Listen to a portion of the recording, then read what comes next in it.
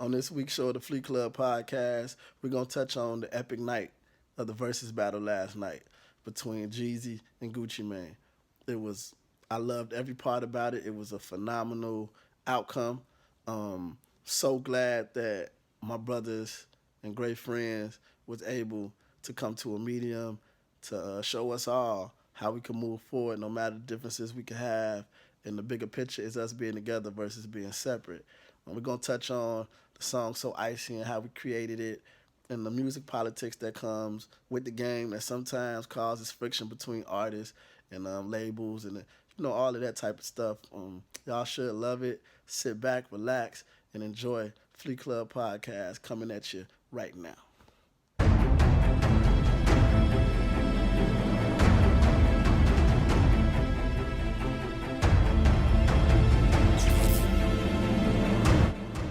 Let's talk about it, man. We got a lot to talk about, but on this episode, let's get into we're gonna talk about the versus battle with Jeezy and Gucci. But I want to dig deeper into it because the song "So Icy" was really what correct me if I'm wrong, put them on the map. But they keep saying it was, I don't know, it was a Gucci song, a Jeezy song, but it's featuring Boo, and just so happens that Boo is on the show. This is his podcast, so we got the exclusive. Let's talk about it. First of all, tell me what your reactions to last night was. To see the verses. Gucci, your friend Jeezy, who we talked about on the prior episode, and then Gucci. Are you close with Gucci like you are Jeezy? I would say I'm more close. It's funny. I'm more close to Jeezy because we have more history. We met each other first. You know what I'm saying? Jeezy had actually opened up for me and Gotti.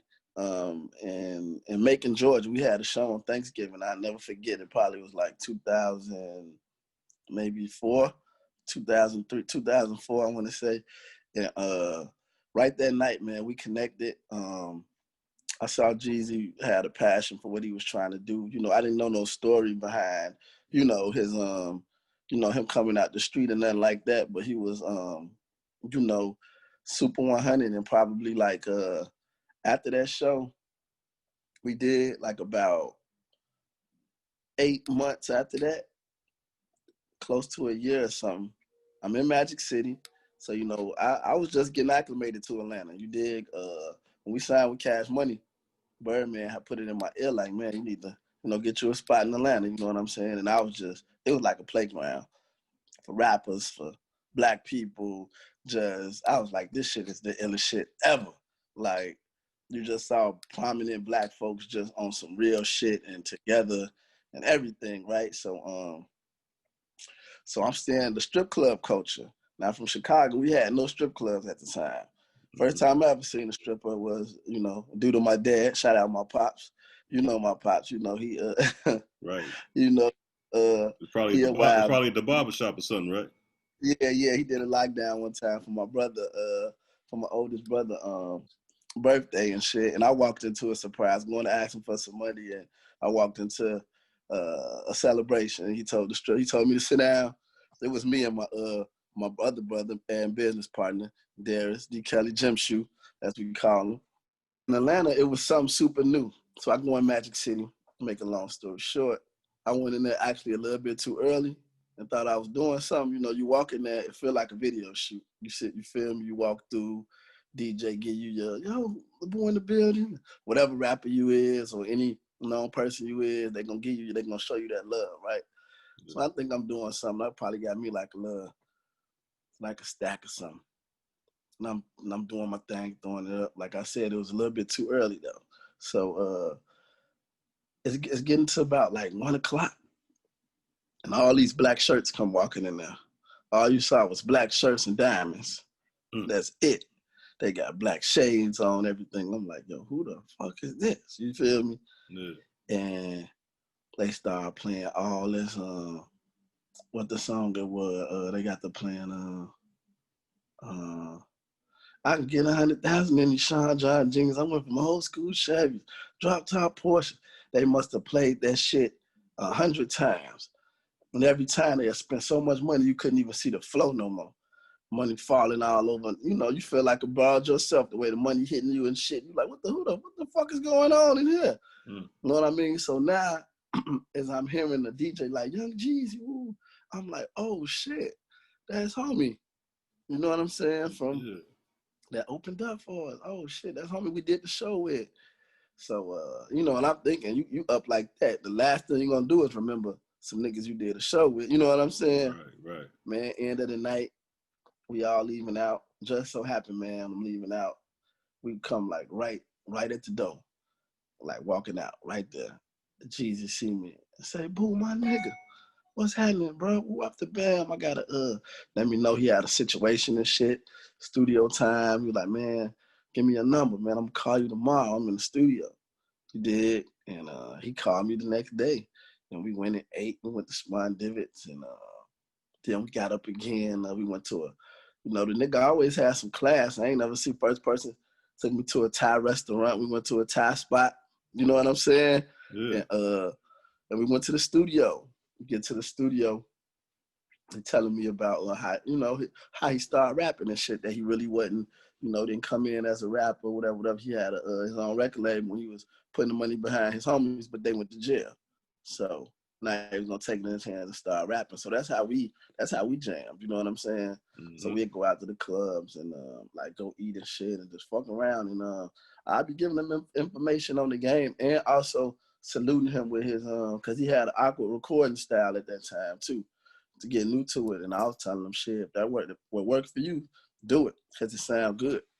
And, you know, I ain't meet Gucci until the day we in the studio on Icy, that day, when we recorded the record. Okay. So let's stop right there. First of all, tell me what you thought about last night before we get into the Icy song. What you thought about overall, you know, the verses. So last night, what I thought, first off, I was wondering would they be in the same room. Yeah. Like, you know what I'm saying? Because I know the depth to, you know, how they didn't fuck with each other. You know what I'm saying? So I was like, damn.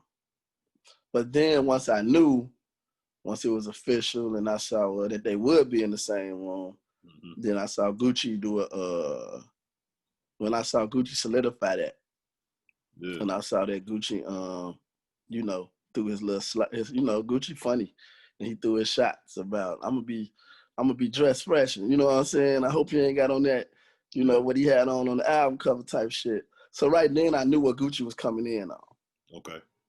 So you didn't. So right then and there, you didn't think it was gonna be like it wasn't gonna be no bullshit, right? Because you. Right then and there, I knew it wasn't gonna be no bullshit, and so I knew it was a place for both of them to come in. Like that was something that. So when I felt. What about when he did the diss track though? You ain't. I knew, you know, it wasn't no sense him showing up if he couldn't do that. But what about what he said afterwards? I mean, you know, coming from if you put yourself in his shoes, right? I got you. What you gonna, you know? Yeah, I feel if you put yourself in his shoes and, you know, shit. And it wasn't just. Hey, but look, boo. It wasn't really Gucci and Jeezy that made me nervous. It was them niggas behind him. I'm like, I was texting my boy Veli. I'm like, hey, I felt like we was in the club. I'm like, hey man, it's time to go. You know what I'm saying? Because them niggas. Yeah, I pretty much figured that. Okay, so that lets me know that we was all just being marks because we was all predicting some bullshit. But that's why it's good to have an insider that was, you know, that been around them people. So like you say, if they in the room together, then it's good. Okay, and then they said, and there were too many respectful people that put it together down the Swiss Beats and the Verses, Apple Music, all them things that go. It was too much, you know. You know, that was business too, you know, in a sense. You feel me? Yeah, they did 1.6 million on fucking Instagram, and over 2 million altogether on all platforms. That's some numbers, right? So that's those people that got platforms that if you can't come together, shit, you better off together than against each other. Shit, talk on that. All right, so let's go back. So the Icy song. Tell me how they made that song and how you got on Icy. So Icy. I mean, well, first of all, before you tell me, let me tell you, because you know I was in Chicago, you was in Atlanta. I didn't know nothing about none of them niggas at that time. Right. I hadn't heard, but I wouldn't have heard about them anyway because I would listen to a certain hip hop. So I would have never heard of them like that. So it's So it was that big. They was playing that shit like that. Yeah, man, they really was. Funny thing with that song, man, I did not know. I think the only person knew what it was gonna do. I don't even think Gucci really knew what it was gonna do. But he did know that once he got that song under his belt with a prominent artist, that like with an upcoming artist like Jeezy, who has street credibility in the street and in the A, and was about to be on his way. Yeah. He knew it sparked in him. And the real part about him was that he come in the studio. He came in there real humble. It was him and Zaytoven coming there real humble, and he was actually like freestyling and stuff. Yeah. Like let niggas know, like, man, I'm coming in. I'm coming in this game, man. And he said a dope line, man. He said, I charge nigga $17.5 for a taped up phone book, and that means giving a nigga like a phony brick. You know what I'm saying? So I'm with Jeezy, like, oh, this nigga, wow, you know what I'm saying? Damn, this nigga. And so the whole time, I'm not thinking he know me. He didn't even speak or nothing like that. You know what I'm saying? Talking about Gucci? Like, yeah. So like I said, I ain't, and then I know I wasn't a Southern-based artist at the time. So I ain't taking this disrespect, just, looking as if he just don't know me, you know what I'm saying? And I've been in that situation like that a few times. So, he giving Jeezy his props though, like telling Jeezy, like, man, bro, you got $1 million mouthpiece, bro. You about to take off. He definitely was giving him his flowers. You know what I'm saying? So he said, man, I got this song, y'all, and he was singing the hook himself, and they threw the beat on. Jeezy asked everybody, what y'all want to drink? So that's the interesting thing about that. And it never really was my business to say nothing out of all these years, you know what I'm saying, till now. You know what I'm saying? And I kept that to me. So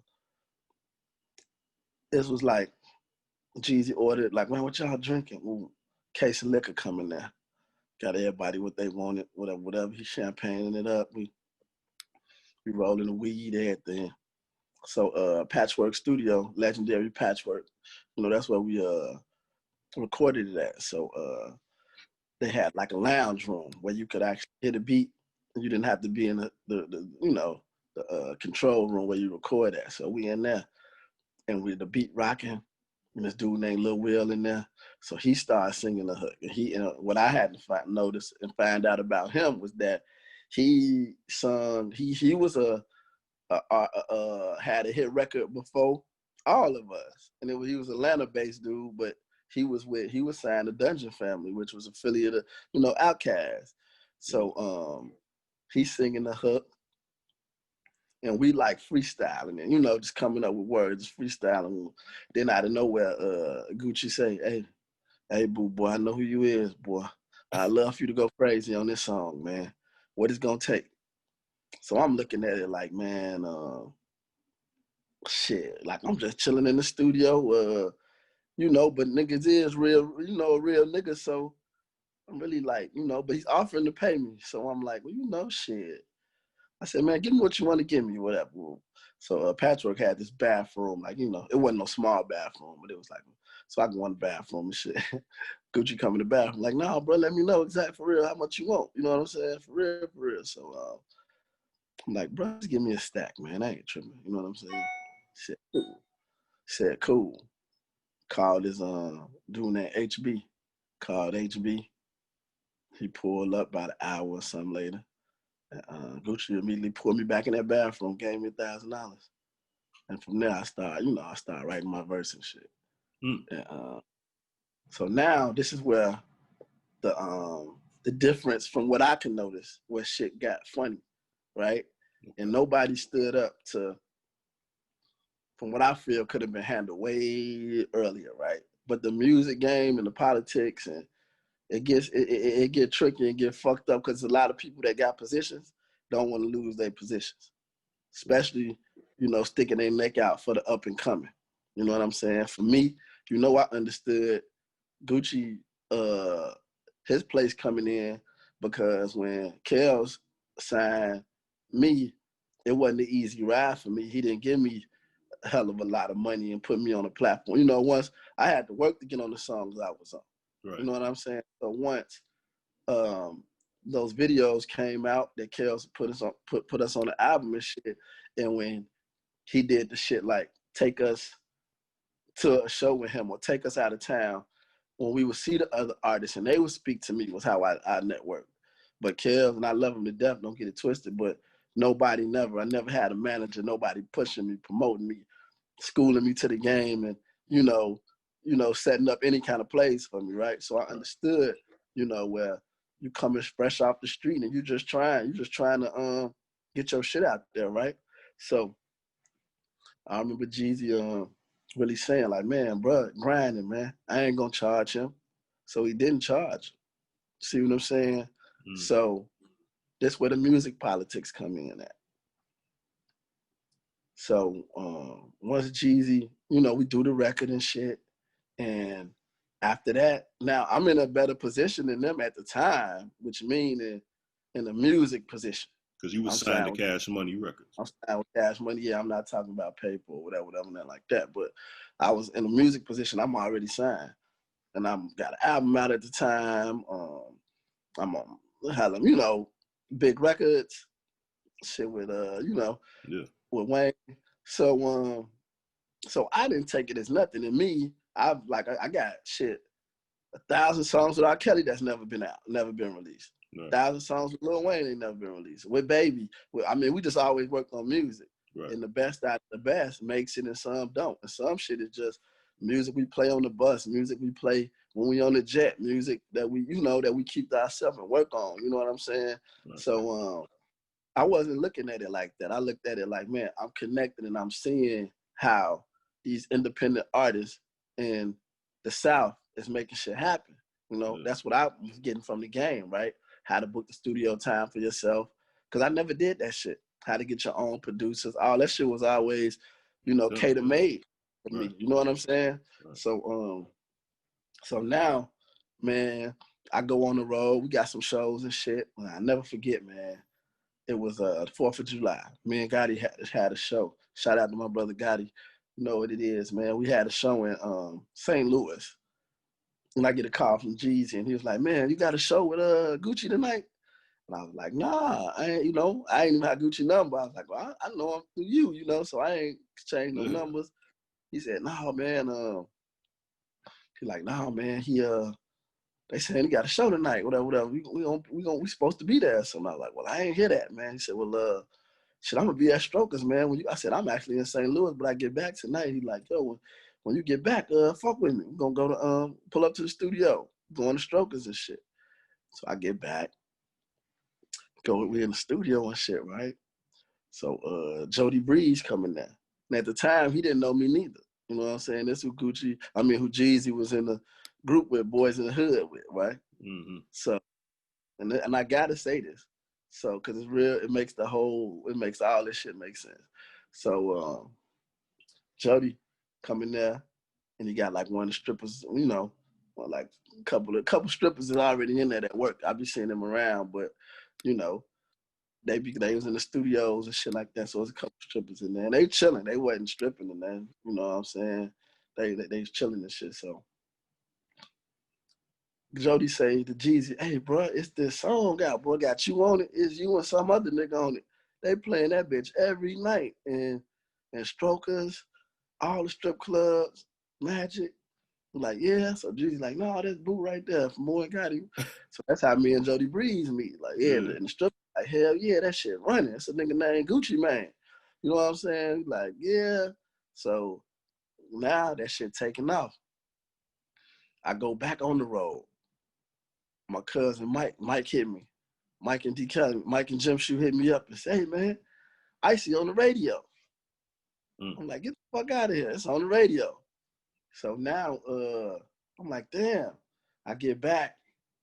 I see Gucci. And I got Gucci number now. Gucci called me one day. It's like 3 in the afternoon. He said, "Yo, you want to go to the strip club, bro?" I'm like, "Shit, it's daytime." You know what I'm saying? Right. He said, "No." He said, "That's the time when I go." He said, "Shit, so I could be the star." You know what I'm saying? So Right. he was pushing that shit. He was pushing it day to day. So I go back on the road because we probably had a show every weekend then, you know what I'm saying? So I'm back on the road. Then Wayne started brewing up the Young Money. We did the first, we was recording the first dedication Gangsta Grill series. We were recording that. So I happened to be in New Orleans with Wayne. We in the car. I used to come on the radio out there. Mm. So now I'm like, damn. You know what I'm saying? Now I come on again, I'm around baby, you know, so he looking at me like, man, when you did this song, you know what I'm saying? Yeah, that's what I'm about to ask you. Like, so, like, cause politics is usual. So, like, how they feel about you? Just doing a song. Keeping it real, Birdman didn't like it. He didn't like that I did that. You know what I'm saying? Yeah, cause you And wasn't supposed to do that, right? then when he was hearing, I mean, technically I'm supposed to do what the fuck I want to do. I got paid for my services. You dig what I'm saying? But the way the ship was ran, like, you know, this is the part that none of us as Because you artists thought really it was know. a mixtape song. You didn't know it was gonna be a commercial I song. thought I was just chilling in the studio when I got 1,000. Yeah, right. I'm gonna keep it funky. I'm kicking it. Got me a G-ball to do some shit that I do for free every day to rap Right. and get drunk and smoke weed and shit like that. Yeah. Bitches, hell yeah, let's go. Give me the G ride. Yeah. It's all good. So this is what I ain't know about the politics. Now for cats like myself and Jeezy who signed, now the record company's coming to saying, yo, can you clear this record? Yeah. That's Difference from Birdman and difference from my situation and Jeezy's situation is Birdman and Slim, they own their record company. So they understand black.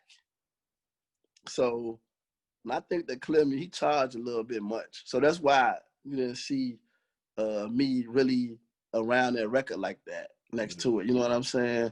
And Gucci was straight out the street. So it was a lot of things that BMF was trying to buy the record from him, Jermaine Dupri, because he started getting in the bidding war. And it was just, and I was hearing they was gonna take me off, but so on, so on. So Gucci had to do a lot of fighting for that record. You know what I'm saying? wow. So now Def Jam come back to him, you know, saying, yo, reaching out to their label, saying, yo, to get Jeezy, you need a clearance fee. So what Gucci probably not looking at or understanding, like, nigga, that's fake. How the fuck you finna charge me now? Mm-hmm. And Jeezy, why would he stop getting his money? Like saying, oh shit, this is what I can get. This how this shit go. Okay, cool. Y'all pulling for me to get what I rightfully deserve. Okay, cool. Mm. Cause at the time, at the time, Jeezy didn't have he had the streets. He didn't have a radio record at the time either. Right. So this was a big radio record. So that's where the whole shit come from. So it was like that transition from the street, getting into it, and then in Jeezy to try to put myself in his shoes would be he came in this shit already with it, with some money, got a Bad Boy deal and a Def Jam deal. Yeah. You know what I'm saying? Then got the street credibility with the BMF shit and all this going around. He doing everything he's saying on these records. When you go out and you see him, they tearing the streets up. You know what I'm saying? So what is he listening to? Talk to niggas about what for real? You know what I'm saying? You feel me? You needed me on that record to be, I'm just trying to put myself, in his shoes. You dig what I'm saying? So and then my relationship with Gucci, I'm like, man, both of these some solid niggas, two different types of niggas, but they solid. And I understand both, because you know me. I'm a nigga that can understand both sides. I'm a nigga didn't pull up to the rap game fucked up neither. You know what I'm saying? Person, I already had popularity. I already, you know what I'm saying? I knew what it was like to have a little something. You know what I'm saying? So rapping didn't, that didn't get me no big head and no shit like that. And you know that, you know what I'm saying? Yeah. So I can understand that side of when you got a team. You know me since high school, bro. Yeah. You know how I moved like a rapper then. Right. Well, can we go back? I need to know something though. Like, so Birdman was kind of upset about that. Yeah, you know why? He was looking at it more like with the Jeezy, like with the BMF thing, thinking that I was around that and the shit that he was hearing about that shit. Ah, okay.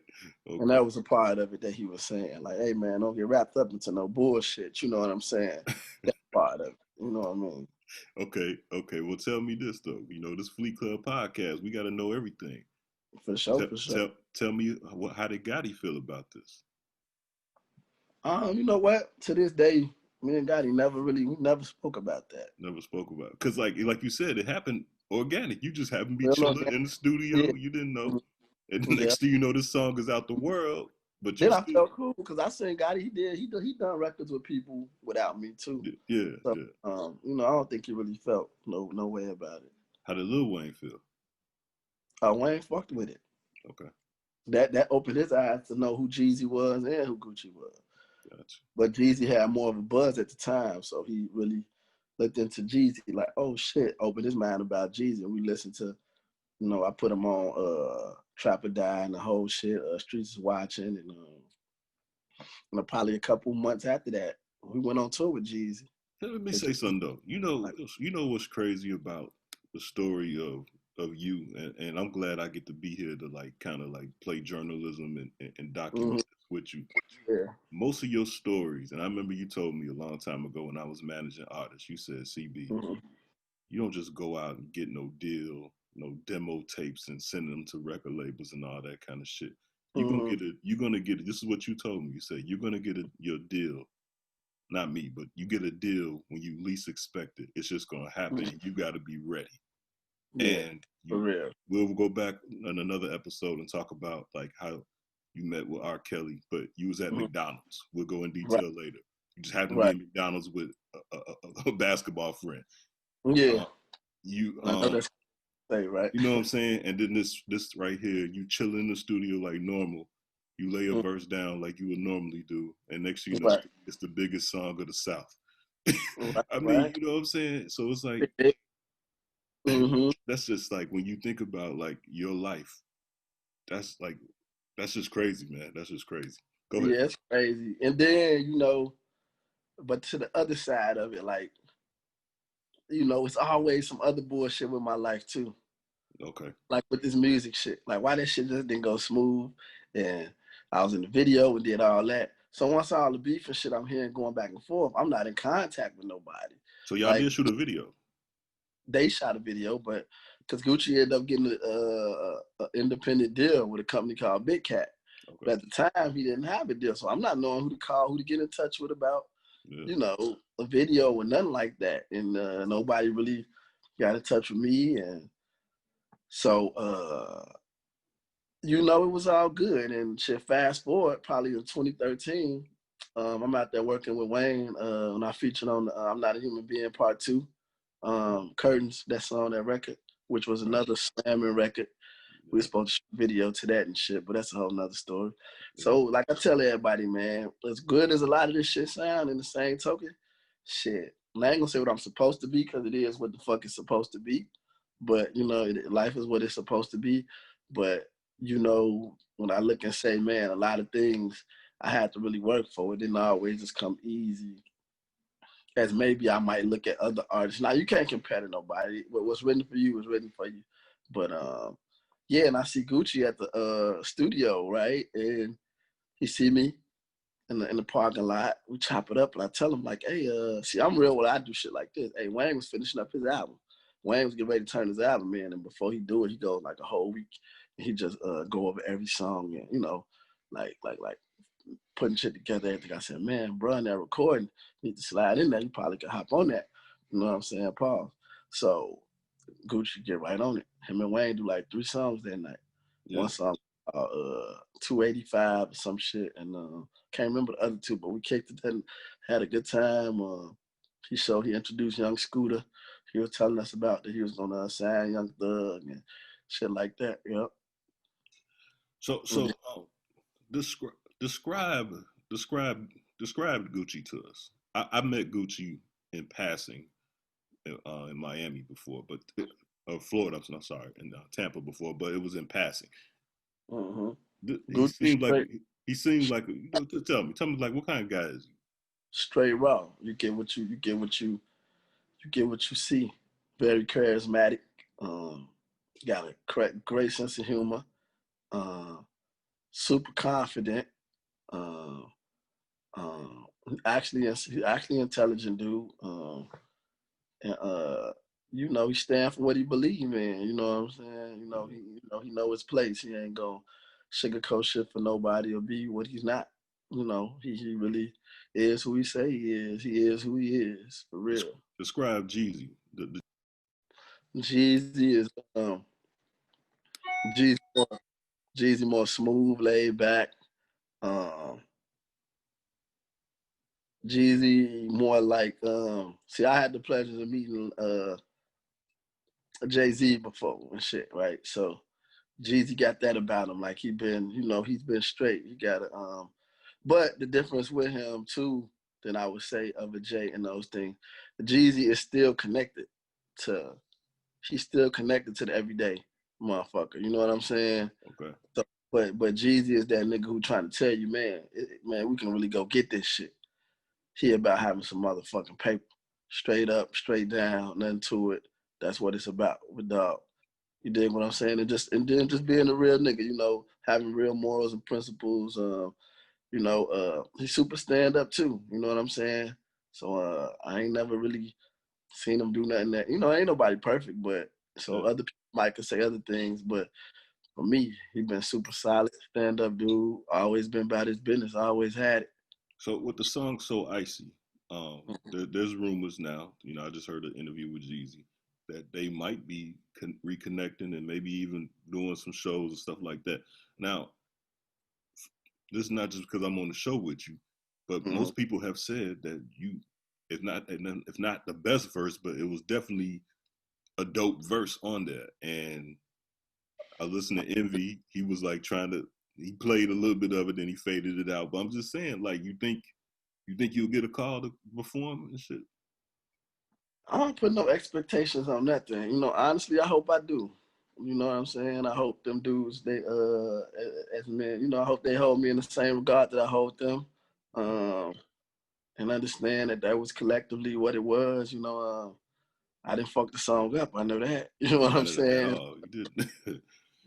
Or they just probably feel like I faded to black, like they don't see me or because I ain't living in Atlanta no more. I'm not really coming across them. I ain't in the super rap space like that. So, if it's Lord willing, I hope I do. What they do with that, because that was that was a great time for me, man. I ain't gonna lie, that was a good experience. And I like it to get its just due. You know what I'm saying?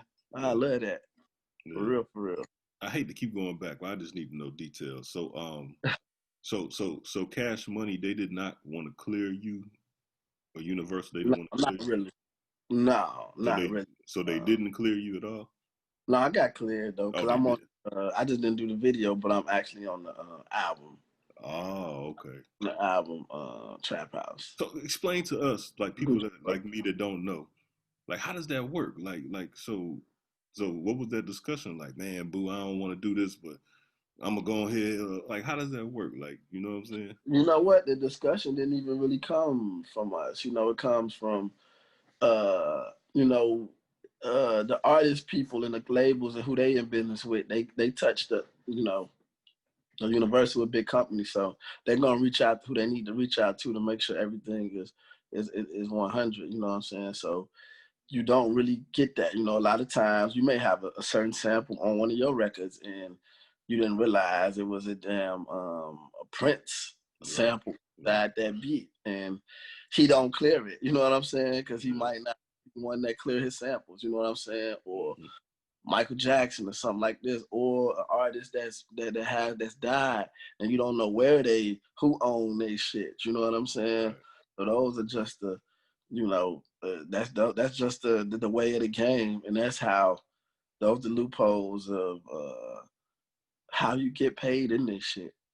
You know what I'm saying? And who really holds the keys to getting you paid? You know what I'm saying? Yeah. Um, Yeah. the Jeezy and Gucci beef. Did you were you around when that happened and all that? I was definitely a man. Did you ever have to feel like you had to choose sides? I ain't never feel I had to choose sides because I knew I was in a mutual place. But it is a division type of thing, though, meaning that if I'm Jeezy, I shouldn't be talking about. That ain't my business to. Right. Right, that type of nigga anyway. Right. You need to be, he don't owe me nothing to be, what his personal as a man feel that he need to be, doing. The number I was around Gucci, it wasn't for me to bring up nothing that went with, with that, because that was their personal issue. Yeah. That's no different when Wayne having situations with Birdman. Right. I don't pick it. You know what I'm saying? But in that's a little bit more extended family to me. So I kind of know that that's gonna get figured out, and I don't get the shit that the world say. And I hear so many of my peoples that I know and come to me, man, Birdman be fucking people, and they don't even know the half. These niggas, y'all not even in there. And I want to tell people that too. If you're not in the music business, and just because you read some shit, you don't know shit. Stop that shit, man. I don't give a fuck how much bread you got. I don't give a fuck how real you think you is. If you want to know that much about music, then invest your money and get into the shit and learn about this. But motherfuckers need to stop all that barbershop talk. And I get it, barbershops, you're gonna have those kind of things. But before we cast judgment on, we all black peoples and we dominate this shit. Right. Niggas do that too much. Cast judgment because you're a fan of somebody else. So it's gonna make another person look less of whatever, just because they have a situation. So at that time, because Jeezy probably was in a better position than Gucci, and if you just took his side because of that, you faked in the motherfucker.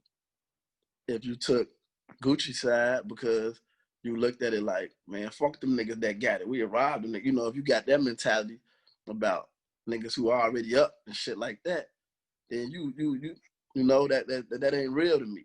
You know what I'm saying? In my place, it was like, shit, what am I really mad about? What's my business? I got what I asked for.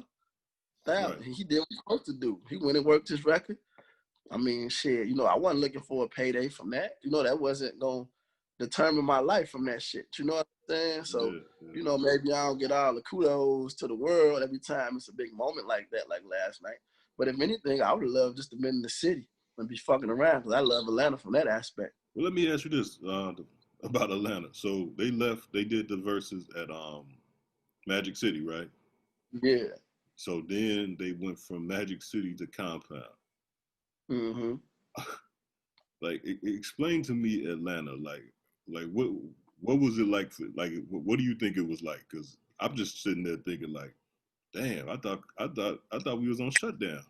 I didn't know that we could hang out like this. And they left one spot, ganged up, and then went to another spot to do it all over. Like, so tell me, like, because I didn't know that niggas was kicking it like that. Oh, from what I see and what I know, Atlanta not on no shutdown. Obviously. They get into it. And I wish I was to experience it. I missed the A, man. Atlanta is a fucking bruh, it's just man, one of the dopest places in the world for a black person, man.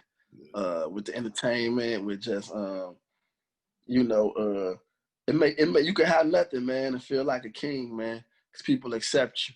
And it might be a little bit of to an Atlanta person, probably watered down to a sense because a lot of out of town people come there and shit and move there to get a restart of their life, and they might kind of fuck up what the original Atlanta shit is. But I met some real people in Atlanta that ain't no rappers, and they get to the money. They real stand up family man, real street cats and all that.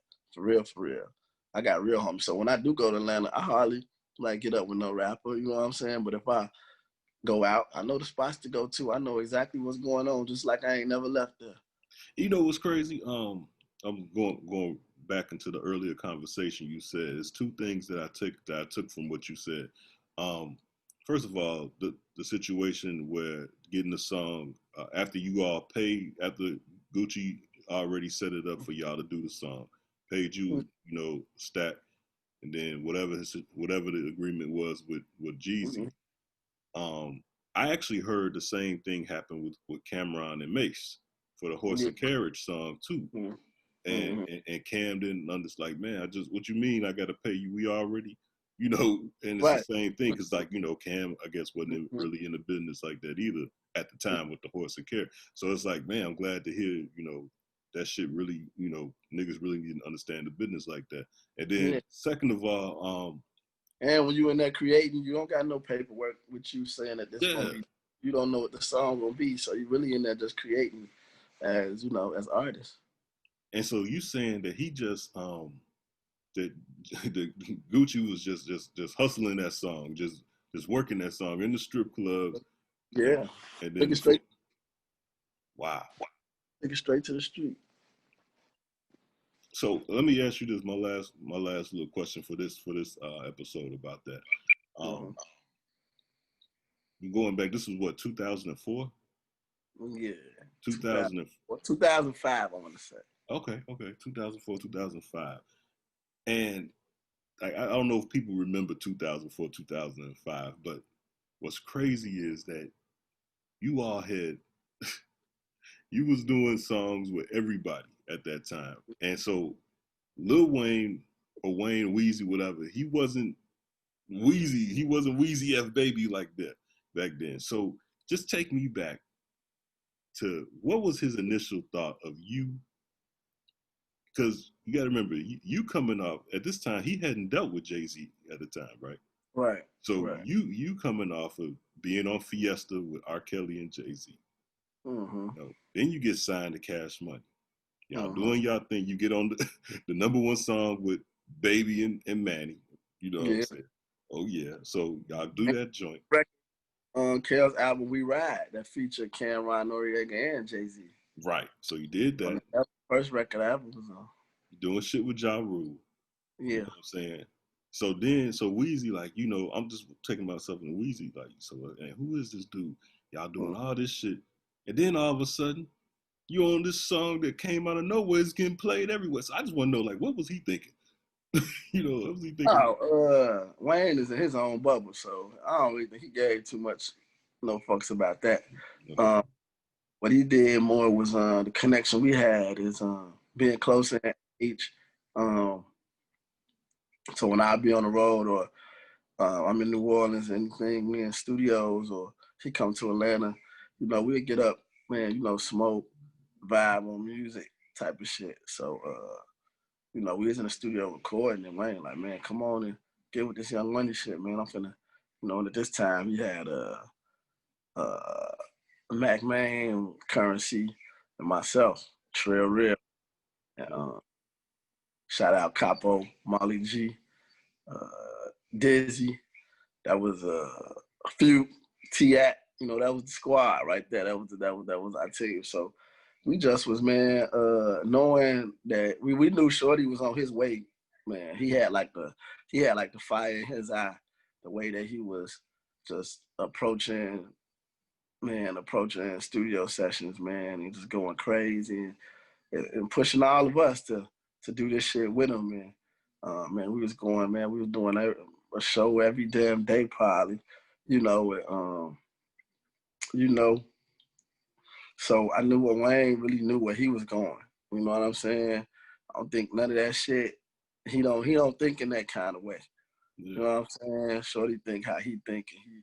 When it come to him, he handle it, or things like that. So it's like, for instance, when we on the tour with Jeezy and he noticing that how Jeezy every night, bro, what up, fool? Really fucking with me. Now that's bringing the bond between them now. So because I'm one on the side that got good shit to say about Jeezy and vice versa. You know what I'm saying? And now that's where they able to, if they want to get in his ear, they want to do a record with him, whatever. I could pitch that in his ear and hopefully make it happen, which it has happened like that. The White Girl remix and things like that. And I look now, they got a pretty deep, great relationship. You know what I'm saying? So with Wayne, he ain't never thinking on the same plateau as us at all. He thinking out of space. He ain't, all those things that you breaking down. But he respected for sure when we first met. And he also knew the work that I did and what I put in. And he the one who really co-signed to Birdman. Like, oh yeah, dude never can spit. Okay. Okay. You know what I'm saying? He did. He actually co-signed that, so he knew what was up. Well, okay, that the Cash Money roster was long at that time. I remember it was long, long. Pause. But what did the other guys think? You know, you had what's my man name from the South? Mickey. You had Mickey on there. Mm-hmm. Tati was all that was all the, this is '05, so like was '05. TV, you had Gilly. Yeah, Gilly. Like, what did all them cats think? You know what I'm saying? You know, to be honest with you, bro, I can't say what's in nobody else's head. You know what I'm saying? Did they show love? Well, yeah, hell Okay. yeah. To this day, man, Mickey solid, me and Gil solid. I mean, but we done been through. We all real. So when you around a person, when you down there living together, you got your issues too.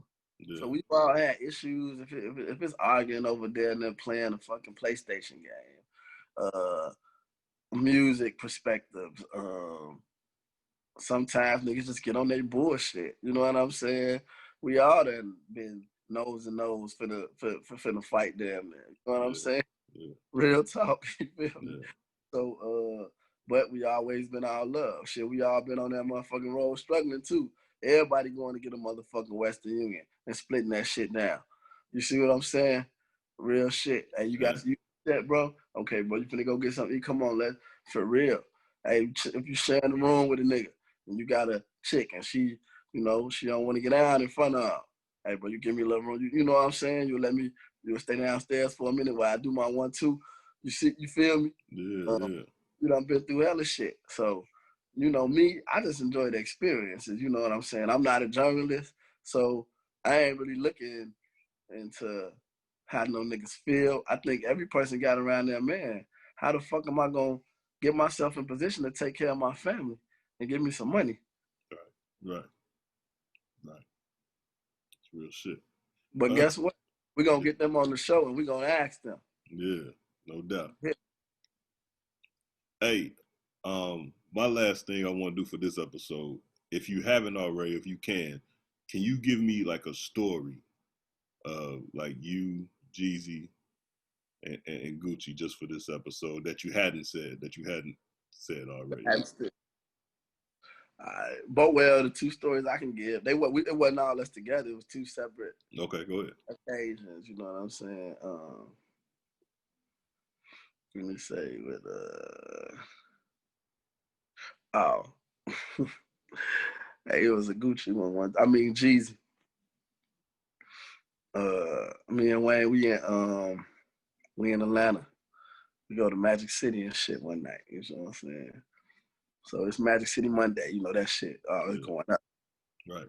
going up. So after that, it was a club called Club Miami. So we leave. And we all leaving this shit. Everybody like, yo, we're gonna go to Club Miami. You know, Jeezy like, follow me, man. Woo. So we on the bus. So we got the bus parked outside. Cause we on tour. We just made a stop to wherever the fuck city we was going through. We looked up, so we in the 8, we going to Magic. Like that type of shit. You know what I'm saying? And we're gonna get right back on the road and go, right? So we come out the club. So it's Nelly, Jeezy, me and Wayne, we already on the bus. So it's hell, you know, the parking lot just looked like a car show anyway. So Jeezy got like 2 Lambos out there and shit, and Nelly out there. What year was this? And shit, this had to be like maybe '06, Okay, okay, go ahead. '07 maybe. Okay.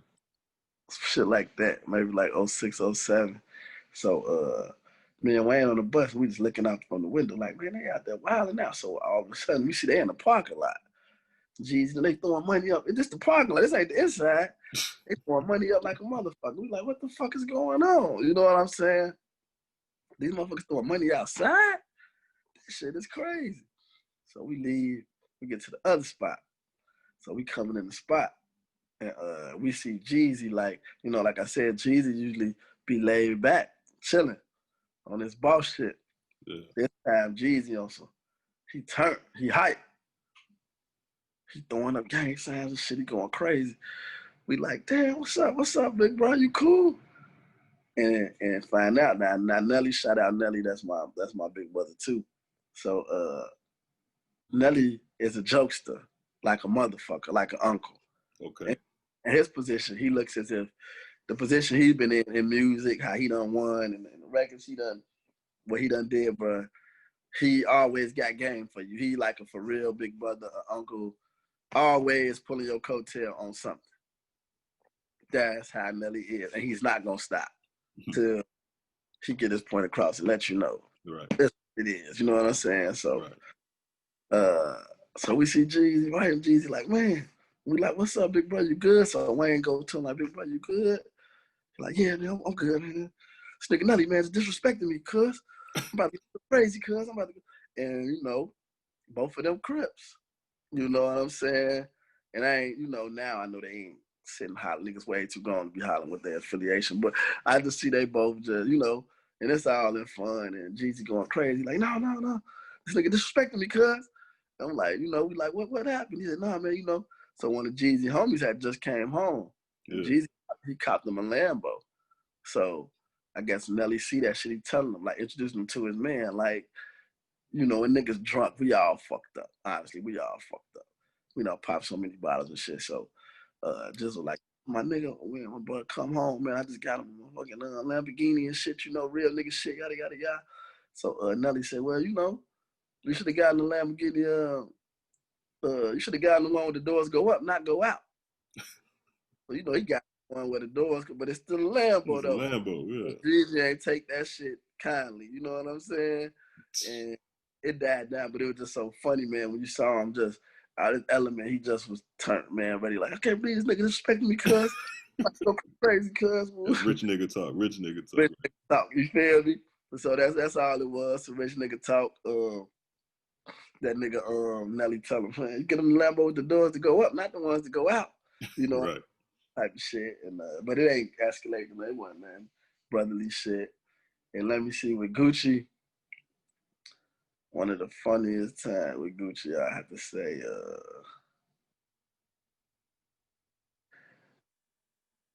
I would say two, cause with Gucci, it's been like two Gucci's, right? Okay. First coming up, Gucci, we was at Zaytoven crib, and we was in Zaytoven crib, and we was recording this shit, and, and just the way he when he write his raps and shit, or say his shit to you, he be want some feedback. Like, let me know, am I snapping on that bitch, shawty? Let me know, man. Give me some feedback. You know what I'm saying? And the funny thing was, we done recorded a couple songs and shit, man. And we went to this McDonald's. It was early morning, like you know, late night shit. You in the studio all night, probably 4 in the morning type shit. We go to the drive-through McDonald's and shit. So it's late night, so it's taking a little bit long, whatever the shit we getting. So Gucci in the back. So he gonna got his shit first. So he killing this shit. You know what I'm saying? He knocked this shit down. I mean to tell you, the man threw out everything that he bought, all his bags, everything. He threw that shit. He threw that shit out right in the driveway, man, right through the drive-through and shit like that. Damn. And the man, Joe, hopped out the car, Joe. He had the biggest gun on him. But that motherfucker wasn't like one of them, no Glock, no new shit. That bitch was like a big John Wayne, a big motherfucker. And I said, damn, what he gonna do with this big motherfucker? You know what I'm saying? Yeah. Man, that motherfucker was so big. So, Paul, so the next time, like when we did the record with when he did the records with Wayne, when I see him come out when I see him come out the other studio, we was recorded at the Hit Factory. Yeah. So on the other side, it's like two sides. So I go on the other side, and I don't know what the fuck I was over there doing, whatever. So I see Gucci coming out. Now I see so now this is Gucci where he on getting to it. So I see so when he walking out, he see me. He, damn, boo boy, what's up, fool? Pass me the blunt and shit. So he walk into a Rolls Royce. It's two ladies driving it. And now one of the ladies is his wife now. Mm-hmm. So he was actually about to leave or something. So when I tell him, like, hey man, Wayne and the other here we working, but you need to go on and you know what I'm saying, come in here, bro. You know what I'm saying? We could probably all knock some shit out. You know what I'm saying? That nigga immediately told baby girl and them, he said, hey y'all, take the car, take the keys. I got some business to handle real quick. To And the we walked. Rose. Hey, they in the Rose, but they in the Ghost. Yeah, y'all, I got some business to handle, baby. Y'all go ahead on and go and do what y'all finna do. I'll hit y'all in a minute. And, so we walked through the parking lot going outside. So Spliff, Star, Buster, all them out there too. So Spliff and all them, what up, Gucci, man? What up? Hey, he don't want to holler at nobody. Gucci like, hey, man, give me 1 second. I got to have some business real quick. I'll be back. Hold on, give me 1 second. He wasn't trying to hit none of them niggas. He just, goddamn it, wanted to get in here, get these songs done, and get to it. You know what I'm saying? Right. And we just sat in that, man, all night till the sun came up, tripping out. Damn. And them the two that I could think of off top. You know what I'm saying? Well, before we finish out, you just saw Jeezy, what, a couple years ago? Was it last year or the year before last? Yeah, maybe the year before last. All right. Well, I'll let you end it like that, man. Tell me what that was like, man, seeing your boy for the first time. When was the last time you seen him before then? I really can't remember. But it was super genuine. He was in Chicago. He had an album release party at the time. It was super genuine, man, as always. He was pretty happy to see me. We was out at V Live.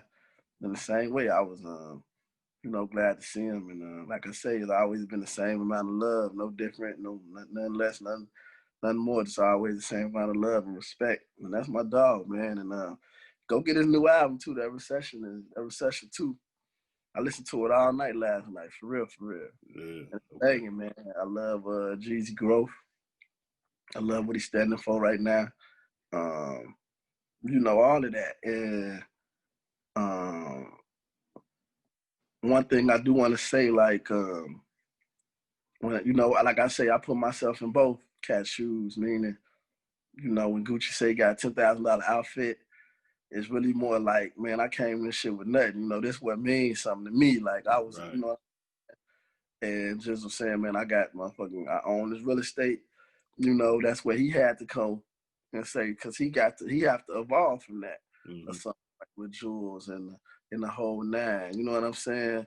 So, it's like a look at me now type of thing. Y'all probably tried to count me out, from Gucci standpoint. And then you look from Jeezy's standpoint, this is how I sustain being through this and utilizing the relationships with the Jay-Z's and the Diddy's and the Birdmans. Jeezy had those top tier, and he has those top tier relationships. Gucci had to figure it out with the high heads, with the ones who nobody wanted to give a chance to. He had to give a chance to, and it wins too in that sense. So it's like some people may look at that like, oh, it's ignorant, whatever it may be, but it's brilliance and ignorance too. You know what I'm saying? The brutal honesty that we may think is ignorant, but it's brilliant in the same token. So, like I say, I salute both of them as real niggas, and I'm gonna continue to always fuck with them boys, like for real. They my dogs. What's the best for them? Your honest opinion, who won last night, Jeezy or Gucci? But I think overall it was a whole win for the whole culture, though. Right, that's more important. You know what I'm saying? And I don't think neither one of them came into it about who got the records. I don't think that was even the important part. They was really just get this shit out the air, and all right, we move on now. That's what I get from it. Yeah, no doubt. Yeah, next episode we're gonna recap. Basically, we're gonna recap 2020 for all the things we did that we might have missed. So we're gonna kind of touch on all that. But I just had to get this with this Verzuz, which was so legendary. This G, mm-hmm. It's good to know a brother. Yeah. The crazy part about it. Let me just say this, and maybe we'll end it like this. The crazy part about it is, I know how this stuff works. And it's gonna be some idiots be like, well, who want to hear from him and all that kind of shit. But the way I see things is, God forbid if something ever happened, the same people they will be blasting. Yo, let me just say this. Who was on this song? Yeah, let's play. I want everybody to play his verse. Yeah, that's true. But they would do that after you gone or something like that. And I hate talking like that, but that's the honest truth, and I understand that. And I remember you said that shit a long time ago, man, and that shit stuck with me in the back of my mind. And that's not to be thinking dark or thinking. It's not. That's Yeah. just reality. You know And I what and I'm I saying? and I hate that because I'm like, it's like a couple weeks ago, you know, damn, I don't want to be putting people on blast. But a couple weeks ago, a new rapper came out that I hadn't heard of, a guy named Mm, Benny the Butcher, right. and all Now, my and, he's dope yeah, in the yeah, month. and they hard. I fuck with them, Yeah. but Hogan. my guys was like, telling me about him, and they was like, man, this dude, woo, woo, woo. And I'm like, all right, so the way we got that energy toward them, we should have that to our own because Yeah. like I Exactly. said, we ran the halls with you, and you've been in these Mm-hmm. spaces with motherfuckers who we see. So Yeah. that's why I said this is But your own don't never want to see that, and that's what we got to know. that's As sad, ain't it, man? it's sad. We've been conditioned to be that way. That's It ain't sad. our fault. This shit come. They already split us. This wasn't our fault. This is what That's it sad. is. And we play right into their motherfucking hands. And when I say that, you know exactly who I'm talking Yeah, about. that's sad, And man. I always sit and say, the one that you look, never count nobody out. So the ones that may look at me like, oh, you got to show the end of the stick or whatever you want to say, the realest shit comes from those type of motherfuckers, right? So that's why I connect with dope fiends and alcoholics and I mean connect with them on a conversation piece Right. because they can give you some of the realest shit on why they took this bad turn, what they did wrong, what they did on, a real honest thing. You can learn the same shit from, and the person can tell you what not to do, because Right, none of them right. sit and say, here, man, I'm alcoholic, so you take a bottle. I'm a dope fiend. Here, you take a bump. No, they more saying, man, you stay this way. Yeah, You, you know, fuck this. You got something to live for. you got something. Yeah. Fuck Oh, that. Don't let that go to that. You dig what I'm saying? So I always like to hear the shit from the have-nots, from that spectrum and their point of view, and knowing that, if you could still make it, because it's easy when you got it all together and you doing good and everything go your way. It's easy to make moves then. yeah. But how do the ones who didn't get it, like, how do they still get paid? How are they still living life? You look at somebody like myself and Gotti, who didn't sell millions of records on our own, but we're not big time like Drake. So these big top tier artists, and we still living life. You know what I'm saying? How do they make that happen? Because everybody ain't gonna make it, Mm-hmm. and that's true to that same level. So I'm interested in knowing that. You know what I'm saying? When Right. you look and you say it's a cat that's a make, he's in the same talks of grossing the same amount of money as Michael Jordan and Magic Johnson, but he never went to an All-Star game. His name's Junior Bridgman. Look him up, Junior Bridgman. Google that and see that. You look and you say how many ball players or athletes or whatever that make all this money. How's it going to end for them? Is you going to be Right. able to sustain this? And that's the key. And that's the shit Jeezy saying about for better getting some real estate. Motherfucker Yeah. better put it into something. Yeah. Cause Yeah. after you get all the other shit, the rollies and all this, can you live with it for 20 years? Do it really make you happy? And I don't think so. Shit. Getting your girl a bag and all that bullshit, like you don't get no trophy for that shit. You know what I'm saying? Yeah. Yeah, man. What Hey, you do look, for the community. this is Fleet Club podcast right here. We talked Love. about the verses, Jeezy, Gucci. Yo, we be back next week Mm-hmm. with a new episode. We're gonna recap 2020, y'all. We're gonna tell y'all, give me and Boo opinion on everything. Let's go. Y'all stay safe and it's all love.